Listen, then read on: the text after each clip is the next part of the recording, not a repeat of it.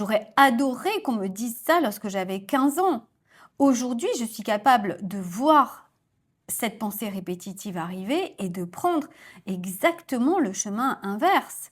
Mais à l'époque, je voyais ces pensées répétitives arriver et je les identifiais totalement à moi. Alors, qu'est-ce que c'est une pensée répétitive? Pour qu'on soit bien clair là-dessus, bien la pensée répétitive, c'est celle que je peux avoir encore aujourd'hui. Ta pensée répétitive, ça va être: «Les autres font mieux que moi. Je n'y arriverai jamais. Avec moi, c'est toujours pareil. Je commence et je finis pas. Elle a compris un truc que moi, je ne comprendrai jamais. Pourtant, je fais plein de choses et ça ne marche pas. Oui, mais c'est normal, c'est moi». Il y a tellement de pensées comme ça, répétitives, qui tournent en boucle dans ta tête. Si tu ne décides pas de te désidentifier d'elles, de te dire: «Elles sont fausses», vouloir qu'elles disparaissent, ce n'est pas possible. Pourquoi? Parce que le mental a un boulot, te garder en sécurité. Et pour lui, la sécurité, c'est le connu. Donc, qu'est-ce qu'il fait? Il t'envoie toujours les mêmes pensées. Toujours, toujours. Il te compare, il te dit que les autres sont mieux, il te rappelle tout ce que tu n'as pas fait. Il anticipe l'échec, il te prévient que tu vas être rejeté. Après t'avoir rappelé tout ce que tu n'as pas fait, il te dit que ce que tu as fait, c'est pas ça qu'il fallait faire ou il fallait le faire à un autre moment. Tout ça, c'est pas parce que il est méchant le mental et qu'il ne faut pas l'écouter. Pas du tout. C'est juste qu'il veut te protéger. Ne va pas t'imaginer que tu es négative, qu'il te faut faire de la pensée positive. Non, c'est le rôle du mental d'éviter tous les risques en permanence. Et le risque, c'est quoi? Ben, c'est sortir du connu, c'est te montrer, c'est oser, voire même réussir. Mais oui, pour le mental, réussir peut être considéré comme dangereux. Quand tu entends les mêmes pensées depuis des années, ben, tu finis par croire qu'elles sont vraies. Et petit à petit, tu perds de vue que ce ne sont que des pensées. Alors, je vais te dire un truc. Le problème, c'est pas du tout que tu aies des pensées répétitives, parce que on en a tous et toutes. Tous. Même les gens qui semblent parfaits ont aussi des pensées répétitives.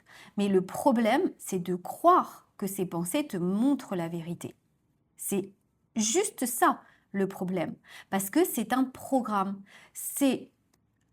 Ce programme, il est inconscient. Il s'est construit à un moment donné où tu avais besoin de t'adapter. Petite, sensible, et tu étais vraiment dépendante du regard des autres. Donc tu as appris que te montrer égale un risque, briller égale danger, te tromper égale humiliation. Que va faire ton mental à ce moment-là? Ton mental, mais c'est le mental de tout le monde, eh bien, il va tout faire pour te garder dans une zone prévisible. Même si cette zone prévisible n'est plus bonne pour toi aujourd'hui, à un moment donné de ta vie, elle t'a sauvé la vie, elle t'a gardé en sécurité. Donc même si aujourd'hui ça ne te rend pas du tout service, eh bien cette zone est toujours là. Donc, pourquoi je te disais que moi, dès que je vois une pensée répétitive, maintenant, lorsque je la démasque, je prends exactement le contraire. Parce que ces pensées répétitives ne te montrent jamais le chemin. Je ne te dis pas qu'il ne faut jamais écouter le mental, parce que évidemment, on en a besoin. Mais lorsque le mental veut absolument te garder en sécurité et t'empêche de faire ce que tu as envie de faire, de dire ce que tu as envie de dire, lorsqu'il t'empêche de faire exactement cette chose que tu as envie de faire, lorsqu'il t'empêche de te laisser traverser par la vie, par la joie, par la légèreté, eh bien, à ce moment-là, il ne te rend plus service. Aujourd'hui, quand une pensée répétitive arrive, tu ne vas jamais y arriver, les autres sont mieux, tu n'as pas ta place, eh bien, je ne la prends plus comme une indication, mais c'est un signal. Un signal qui me dit: «Ah, ok, ça, c'est mon mental qui veut absolument me garder en sécurité». C'est pour ça que parfois je fais exactement l'inverse. Et attention, je le fais pas en mode guerrière ou en mode forcing, en étant dans la conscience en fait. Quand je le fais, je prends le temps de me recentrer, d'être en présence, d'être avec moi-même et de voir que cette pensée ne m'est pas utile. Je ne résiste pas à ce qu'elle soit là, ça ne sert à rien. Tu peux vouloir que tes pensées répétitives et qui te font souffrir disparaissent. À mon avis, tu te bats un peu pour rien et tu perds beaucoup d'énergie pour rien. Ces pensées peuvent être là, mais je ne suis pas obligée de les écouter. Ces pensées répétitives me montrent juste la limite du programme. Tu vois, c'est comme un ordinateur.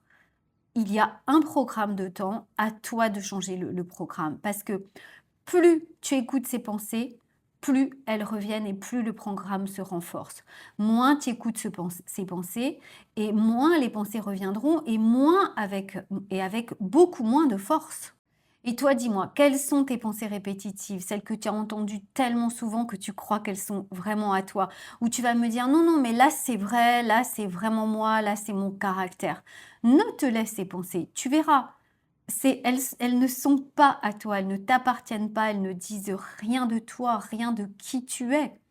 Elles te montrent juste à quel point tu te crois petit, alors que tu es tellement plus grand que ça.